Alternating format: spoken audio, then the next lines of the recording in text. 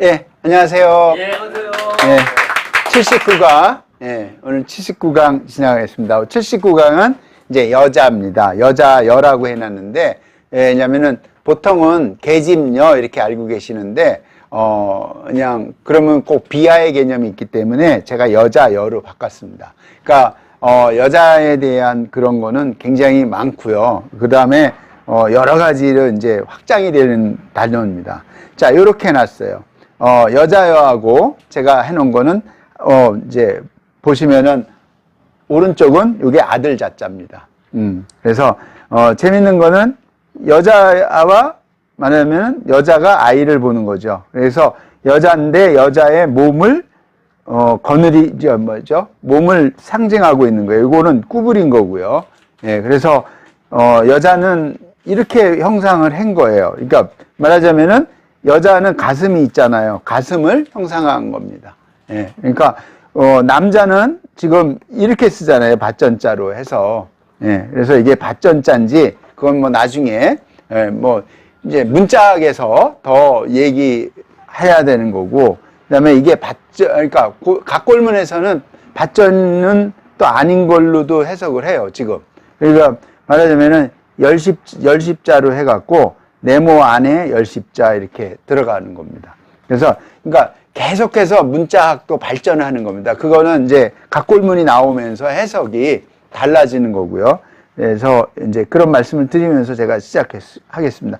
이거는 아들자예요. 아들자인데 재밌는 건 머리털이 있다는 거죠. 그리고 누가 봐도 사람이 애가 머리털이 있는 게 보이죠. 제가 각골문을 했으니까 각골문에서 이렇게 돼 있어요. 네, 여기 정수리 신이죠. 정확히. 네, 네. 그래서 각골문에서는 이렇게 돼 있어요. 정확히. 그래서 자가 지금은 이렇게 변해서 자라고 하는 거죠. 자, 여자는 어떤 의미인지 한번 보겠습니다. 좀 깜짝 놀랄 내용이 있어요. 자, 여자여입니다. 여자여는 무릎을 꿇고 앉아있는 부인의 모습입니다. 무릎을 꿇고 앉아있죠. 그렇게 부인냐 이렇게. 그러니까 앞에 있는 무릎을 꿇고 있다라는 거는 제가 다른 거하고 해서 설명을 드린 거고요. 무릎을 왜 꿇었는지는 저도 모르겠어요. 그러니까 모든 문자들이 무릎을 꿇는 거가 많이 나와요. 그래서 여자여입니다. 그래서 우리가 이렇게 씁니다. 선여, 궁여 할 때 이렇게 쓰죠. 여기서 이제 선자 같은 경우는 사람이 산으로 가죠.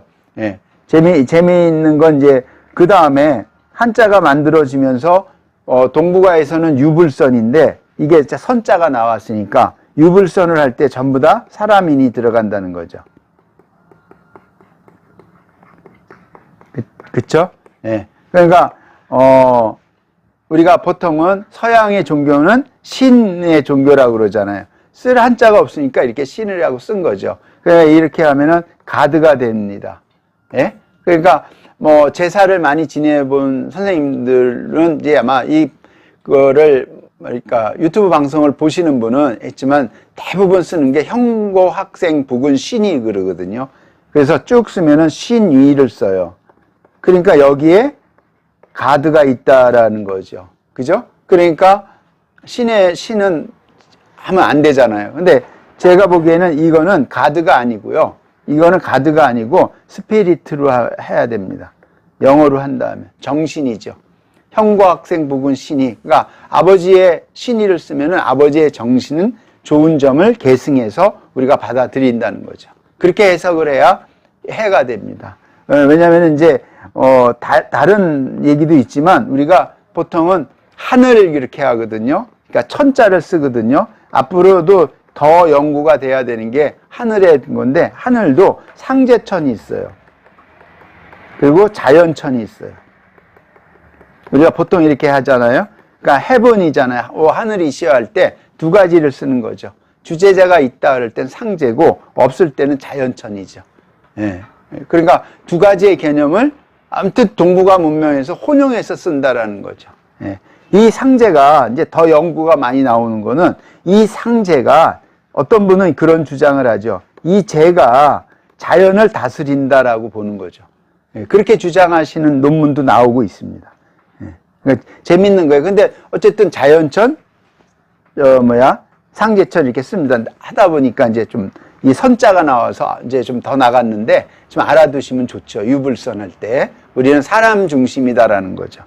자, 여자여예요. 여자여인데 진면을 더해요. 그러면은 해요. 그러면은 실제로 제가 이제 곤혹을 치른 적이 있는데 제가 이걸 설명한 걸 잘못 듣고 민원을 냈어요. 네? 그런데 뭐냐? 여자는 집에만 있어야 된다. 이렇게 들으신 거예요. 그게 아니고 여자가 집에 있으면 편안하다라는 뜻으로 해석할 수 있죠. 글자 모양은 같은데 어떻게 해석하느냐에 따라서 의미가 달라질 수 있다는 걸 말씀드리는 거예요. 또는 더 나가면은 여자는 집의 중심이다라고 해석할 수 있죠. 그거는 여기에 있습니다. 정야입니다. 정자는 함부로 쓰지 않거든요. 예? 이 정자는요. 그러니까 말하자면 중심이다. 말하자면은 응집돼 있다. 이럴 때 써요. 이 정자가 있는 글자가 어디냐면은 숙정문 할 때 정자가 이 정자입니다. 꽤 정자 이걸 쓰거든요. 그러니까 설립자가 쓰니까 아주 말하자면 음덕을 쌓는 것처럼 보이지 않는 곳에서 중심을 잡는 게 누구다? 여자다라고 해석할 수도 있는 거예요. 예. 근데 잘못 해석하면은요, 이렇게 되는 거죠. 저 여자는 집에나 있어야 된다, 이렇게. 예? 그러면은 이게 굉장한 오해를 날 수 있어요. 그냥 있는 그대로. 그러니까 한나의 그 글자에서도 우리가 어떻게 해석하느냐에 따라서 좀 뭐라 그러죠? 오류를 범할 수가 있습니다. 그러니까 정리합니다. 분명히 편안한 거예요. 예. 그리고 안락하다 또는 안식하다 할 때 편안할 안자를 쓰죠. 예. 그러니까 제가 실제로 경험한 거고 했기 때문에 제가 설명을 드리는 겁니다. 자, 그 다음에 여자가 말하자면 여자여가 할 수 있는 게 아들자죠. 앞에서 설명드린 아들자인데 아들자는 우리가 통상적으로 11월에 양기가 움직여 만물이 자라며 이 글자로 호칭을 삼았다 이렇게 돼 있어요.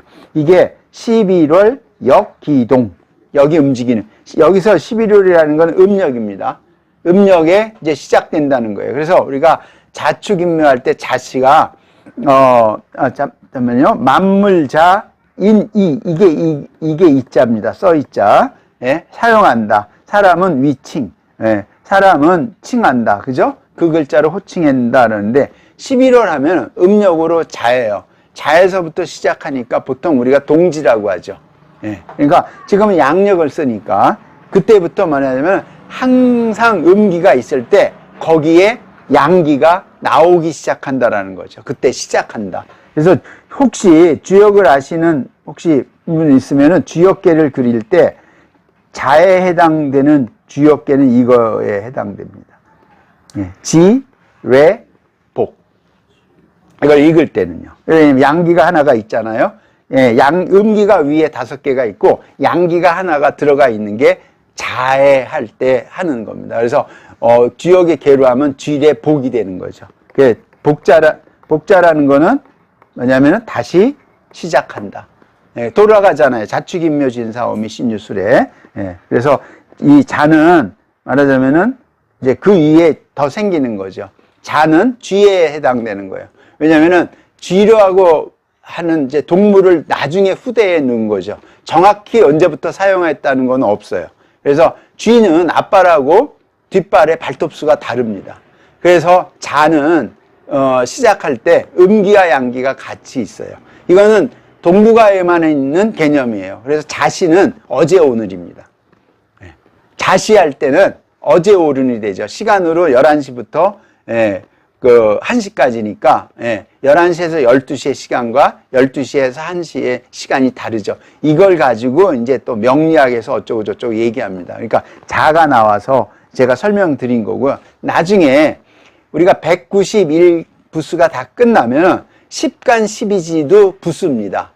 그 설문에서는 그거만 별도로 해서 그거는 별도로 제가 해드릴 예정입니다. 그러니까 자축인묘진사오미 신유술의 가불병정 무기경신 인계 그 자체가 부스거든요. 예, 그래서 그건 10간 12지로 하면 더 이해가 더 쉬울 것 같아요. 자, 자자 중에 이제 자가 있으면 여기다 앞에다가 열을 붙여요. 그러면 잘못 해석하면은 어떻게 하냐 하면은 조울호예요. 여자는 아름다운 미하잖아요. 불명이.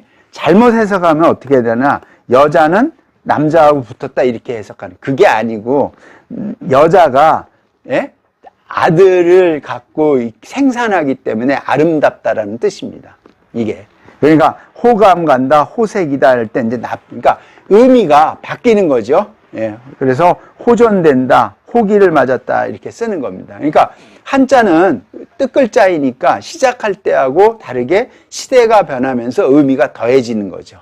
그리고 다르게 적용되는 거니까 그러니까 그 시대마다 필요한 의미를 해석하시면 될 것 같습니다. 자, 여자의 조울호고요. 그 다음에 이제 들어가 있는 게 뭐냐면은 아들 자자가인데, 그러니까 여자 79강이 여자여라는 뜻이에요. 그러면 벼화를 해요. 벼화는 우리 배웠죠, 선생님. 벼화를 배우고 여기에 아들 자, 나이가 가장 어린 사람이다. 그러니까 계절을 시작하는 거예요. 계절계. 예, 그러니까 보세요. 벼인데 또 시작하잖아요. 그죠? 그러니까 계절계는 벼화를 해서 가장 나이가 어린 건데 나무에 뭐가 새겨져요? 뭐가 생산돼요? 벼가 생산돼. 나무에 한 번 더 하겠습니다. 밑에가 들어가면 근본본이 되죠. 그죠? 나무에 해가 걸리면 동력덩이 되죠. 나무에 해가 위에 걸리면 밝을 고가 되죠. 그 다음에 나무 밑에 해가 깔리면 어두울 모가 됩니다. 네, 제가 쭉 한자씩 설명해 드렸는데 이렇게 확장해서 글자를 공부하시면 됩니다. 그리고 나무목 할 때 제가 했기 때문에 네, 다시 한번 해드리는 겁니다. 그래서 소칭야, 백중, 숙계 이렇게 합니다. 그래서 계자, 계절할 때 합니다. 계자가 맨 끝에 있죠. 예, 백, 중, 숙, 계 이렇게 순서대로입니다. 소칭야. 그러니까 이게 그냥 쓰는 게 아니라 제일 아랫단계다 이런 의미로 쓰고 있다라는 말씀을 드리는 거예요. 자, 여기까지 해서 동몽 오늘도 일일유화 어렵지만은 열심히 따라오시면 됩니다. 예, 감사합니다.